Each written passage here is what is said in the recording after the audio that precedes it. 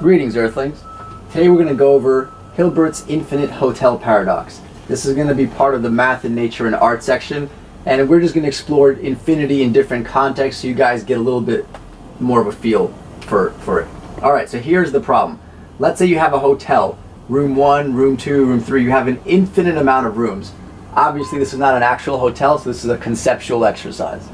So let's say you have an infinite amount of rooms, and now you have guests that show up, specifically an infinite amount of guests. So all the rooms are now occupied. So guest 1 goes to room 1, guest 2 goes to room 2, and so forth. So all the rooms are now busy. So far so good.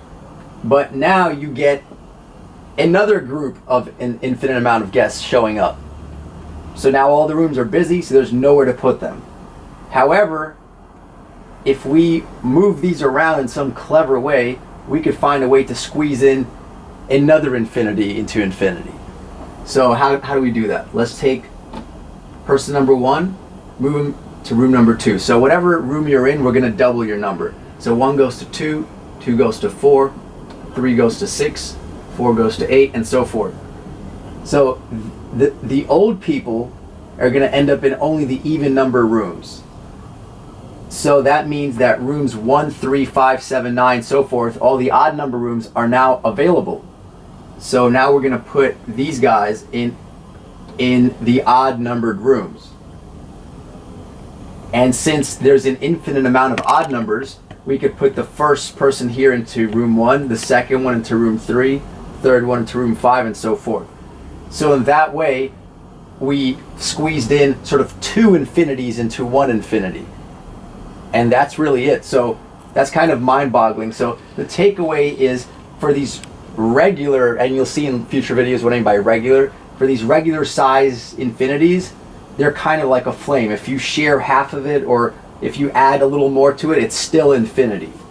So like if you give your candle, light somebody else's flame, your flame doesn't diminish, you still have your flame.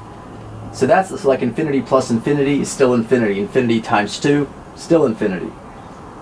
So that's the point of this infinite hotel paradox. So you may think of, at this point, I'm going to sort of leave it here, but you may think, well, I guess all infinities are the same.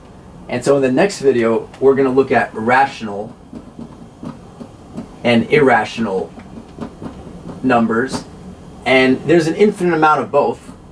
So rational numbers, we'll see what, I'll remind you what those are, and irrational numbers, like square root of 2.